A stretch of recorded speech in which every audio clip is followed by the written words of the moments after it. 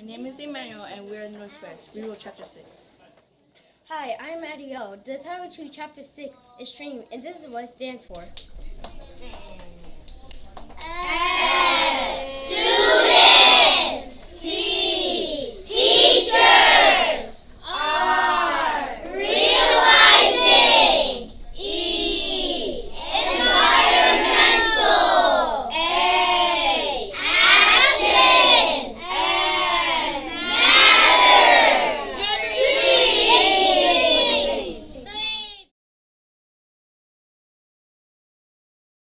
The days were getting longer, and the winter snow was melting.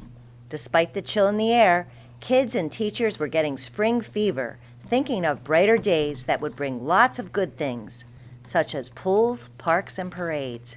It would not be long before many people would start to plant gardens, anticipating a beautiful harvest while listening to the singing of birds. Chirpity chirp. On a typical Thursday at dismissal time, a few Northwest kids decided to head to the YMCA to see if the skate park had opened yet. It hadn't, so they went down to the 7th Street Bridge to look for Freddy. Sure enough, they spotted him. Freddy struck up a conversation with the students. Hey everybody, what school do you go to? Asked Freddy. Northwest. Responded Angel. I'm a student in Mrs. Shay's class. I don't know much about Northwest Elementary. Where is it? Asked Freddy. Northwest is on Maple Street, about a mile from here, on the north side of town.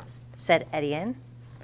Luz from Miss Villafaine's room added. Our current school is thorough, and some people say it's not good as other schools because our playground is made out of macadam and there is only one tree in front of our school. It is not very good for playing baseball or having fun. Deani chimed in.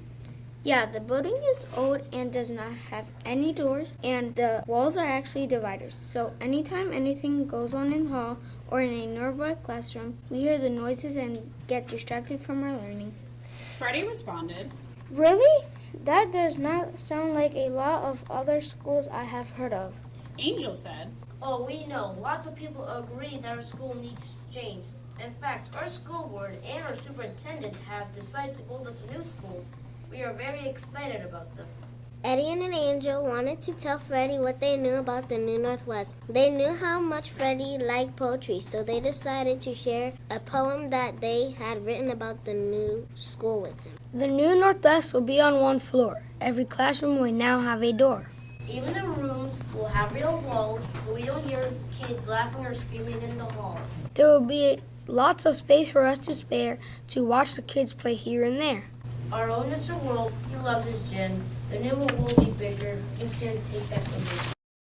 The new Northwest is the place to see its own ecosystem set up so beautifully. We are going green, and we believe in STEAM, and we even going to have our own bill screen.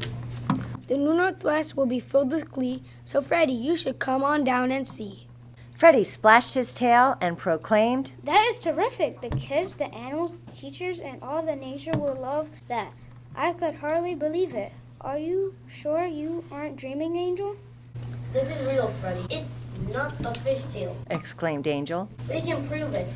We will take you there. Freddy thought to himself, I hope I don't have to be shrunk down and put into a snow globe again. And I currently don't want to run into the rabbit Oreo. As if reading his thoughts, Deani said, Don't worry, Freddy. We've got some pretty smart people at Northwest. We are focusing on STEAM, that's science, technology, engineering, arts, and math. We can think of something a little more high-tech than a shrink machine and a snow globe. Just then, the sky got dark and the wind began to blow. Big raindrops started falling. Deani, Luz, Eddie, and Angel ran back to 8th Street, waving goodbye to Freddy. Just as it was beginning to pour, Miss Obile was driving by and spotted the kids running up the street. Hop in. She said. Everyone piled into the limo that she rented for the day. They took off toward Maple Street. The students told Miss Obile that they had just finished talking to Freddy and that they wanted to get him to the new Northwest site near Coleman's Park to prove to him that a new school was being built. Miss Obile agreed that it would be great to get Freddy to see the site, but that it would be challenging. She dropped the kids off close to their homes and headed into Northwest to finish up her work. As she entered, she caught up with Mr. Young and said, There are some 4th and 5th graders who want to take Freddy to the new Northwest site. They need some time to come up with a plan to get him there safely. The next morning, as Mr. Dans and Mrs. Jaeger were working in their video morning announcements, Mr. Young jumped in front of the camera and said, We need to figure out a way to get Freddy the fish to our new school. He does not believe all the wonderful things we are going to be doing there. If you have any ideas, please meet with Mr. Dans, our own Mr. Steen. Mr. Dans looked shocked. Really? Why wouldn't Freddy believe us? We have to get him there to see for himself. Mr. Young smiled mischievously and said, I am glad you think so. You should start a team that figures out a way to take Freddy to the location of the new Northwest. You could meet with students during their lunch and make a plan. Mr. Dan, you are perfect for the job since you are the leader of our STEAM program. Mr. Dans nodded and decided to get started right away. He met with Darren, Marcus, Juliana, Maya, and Louis from Miss Villafaine's room the next day at lunch. Mr. Dans said, So, students, we have an important task to do. We need to figure out how to get Freddy from the Quiddy to our new location of our school. What are some ideas you have? Let's brainstorm. The students thought about it for a while, and then Juliana suggested, What about if we did something like in Finding Nemo, when the pelican scooped up the fish in his mouth? We can do that. We could find a pelican that would scoop Freddy up and carry him over to the new school site. Mr. Dans thought about this for a little while and said, Why don't all of you go back to the Quiddy and confirm this idea with Freddy? If he likes it, then we can try to make it happen. I wonder where we could find a pelican, though. That afternoon, the students raced over to the Quiddy. They called out to Freddy and told him their plan. Freddy's eyes got huge and he started to shake. What's wrong, Freddy? Asked Marcus. I don't think he likes our idea, said Darren. Freddy gulped. It was hard for him to speak. Finally, he decided the easiest way to get out his thoughts would be to say it in a poem. He opened his mouth and said, A pelican is not for me. Fish are what he eats, you see. A pelican is also not a local bird. This idea seems a little absurd. A pelican is not to be trusted. I think your idea may be busted. Your new school is going to be STEAM. Perhaps technology is needed to reach our dream. Technology! All of the students exclaimed together. Deani said, Okay, Freddy, we will go back to Mr. Dan's and brainstorm some technology ideas. You're right. We are going to be a STEAM school. We should have thought of that. Don't worry, we'll figure it out. With that, the students left, and they could not wait for school to start the next day. The following day, the group met at lunch again and brainstormed new ideas. Edion and Angel excitedly discussed the possibility of a chair with rockets attached to it. Edion called out to the group, We could get an engine and attach it to a chair to make it go. Then we could get some nitro, like in a car, to make it go faster. Freddy would be in a tank in the seat that we could attach using tape or screws or something. The group pondered this for a while. Finally, Darren spoke up. What about the bumpy roads on the way to Coleman's Park? I am afraid that the water will spill out and Freddy will get knocked out of the tank. Not to mention, rockets are not easy to control and the whole contraption could go absolutely haywire.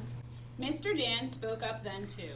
I agree with Darren. Not to mention, I think this idea would be rather expensive and nitro can be highly explosive. Does anyone have any other ideas? The students went back to brainstorming, but this time in groups. After a little while, Juliana, Edian, Maya, Lucas, and Deani approached Mr. Dance.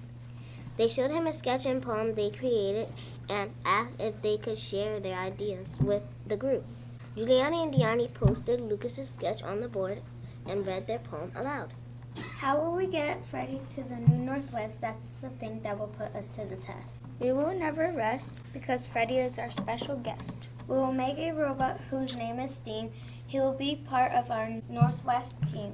An aquarium in the belly for Freddy. Hope that he'll be brave and ready. for us to take him out of the quitty.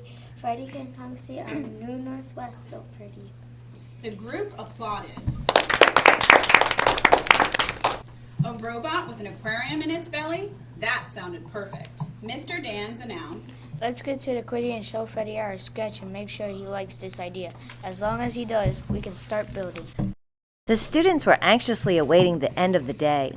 Once the bell rang, they hurried to the quitty and shouted out, Freddy, Freddy, come see our idea! Freddy swam as swiftly as he could. The students showed him their sketch of the steam cedar bot and explained how he would ride over to the New Northwest site in the robot's belly. Freddy flipped in the water with delight. This was the kind of STEAM idea I knew you could come up with. I cannot wait to see it built. Hurry and build it so I can go see your new school site. The students knew the mission and eagerly got to work. It took 5 days to build the steam cedar bot. Meanwhile, the Northwest students and teachers received some good news. Similar to all of the students and staff in the Lebanon School District, they had been working very hard for months and months to become experts at recycling. They worked together to do the job right. Mr. Young made an announcement that both Lebanon High School and Northwest won the recycling competition for this trimester. Mr. Young planned a celebration because their school name would be first on the traveling trophy that was made of recyclable materials. The trophy itself was a work of art designed by the high school art teacher, Mrs. Fetzer, along with her art class. So Rudy scheduled a time to present the trophy to Northwest students. He decided that there would be a parade through the school and a special treat was in order for all the kids and the staff. However, Rudy wanted to make sure that everyone at Northwest really learned something about recycling. So he recited this poem with a few interesting facts over and over again. He made it through the hallways of the school. Did you know? Recycling is something we all must do. For animals, forests, and you. Yes, it's true. So many newspapers come from trees, and you know almost everybody reads. If we don't recycle, then more trees will die. As a cedar tree, that makes me want to cry. Let's recycle paper, aluminum, and plastic. Then our world would be fantastic. Why don't we take a look at aluminum cans, the ones some people just throw away in our trash cans? Recycle them, and they are back in the stores, good as new. Within 60 days, did you know that's true?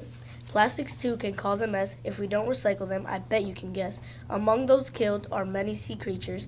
They get tangled up in plastic's features. All must help before our time fades, so reduce, reuse, recycle, no trades. After all of the excitement about winning the trophy died down, the day the kids were waiting for had arrived.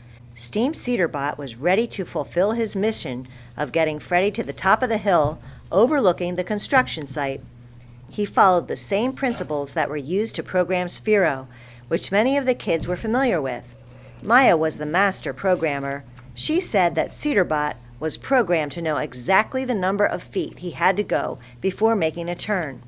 That required precise work involving many other students in her class.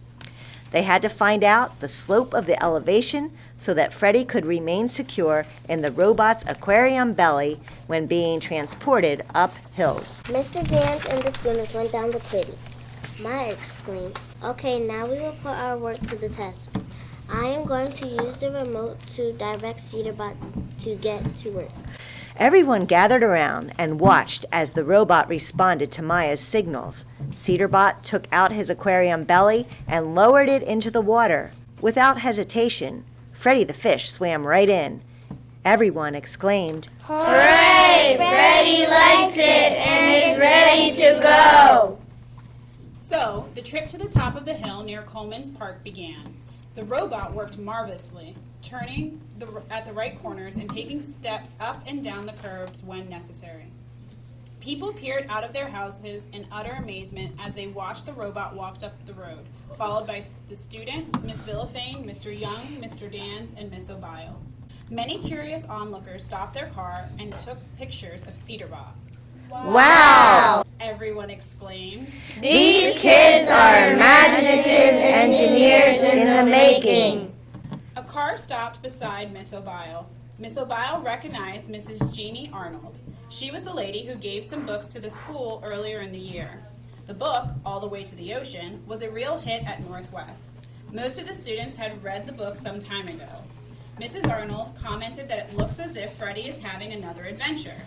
Miss O'Bile smiled and said, Yes, Freddy is off to see our new school. I am proud of our Northwest students. I think they exceeded everyone's expectations with their design of Cedar Bot. This is the best. When they got to the top of the hill overlooking the construction site, Freddy exclaimed, This is a major operation. There is so much dirt, digging, and design work that has gone into the project, but I cannot quite make it out. What is that structure over there? Is this the school? No, that is going to be the district warehouse. Maya, get the plans, please. I've got them. Look here. You can see where the school building will be, where the gym and the cafeteria will be, and where our beautiful playground will be. explained Maya. Oh, very nice, replied Freddy. However, he looked a little bit disappointed. Edion seemed to read his mind. Freddy, we forgot to show you where the pond will be, responded Edion. Don't worry, it's right in the middle of the school in an outdoor area. It will be great. We can have fish, frogs, and a butterfly garden for Beatrice and her monarch family. Now Freddy began to smile. In his imagination, he could see the pond where his mallard friends would visit. He could picture milkweed pods and a beautiful butterfly garden nearby. The area was going to become a nature sanctuary. How terrific that would be for the students and the city of Lebanon. Cedarbot spoke up in a mechanical voice. I just have one question. Why are all of those black things sticking up out of the ground over there? They don't look very natural and they certainly are not pretty. Mr. Hartman, who is the director of buildings and grounds, replied, That's one of the most important parts of the project. There, where we are drilling to find the wells for the geothermal heating and cooling system. This will be an energy saver for eternal climate control. Angel said, Well, that's good. Does that mean the building will never get too hot or too cold? Mr. Hartman responded, Exactly. We are building in a way that is responsible and environmentally conscious. After all, we are the caretakers of the earth, and what we do makes a difference now and in the future. In unison, everyone said, Stream students and teachers realizing environmental action matters. Cedarbot repeated the phrase over and over again as he led the group down the hill, all the way back to Freddy's home in the Quittapahilla Creek in downtown Lebanon. Mission accomplished! Yay! Good job, everybody. Yay, I'm proud of you. Very proud of you.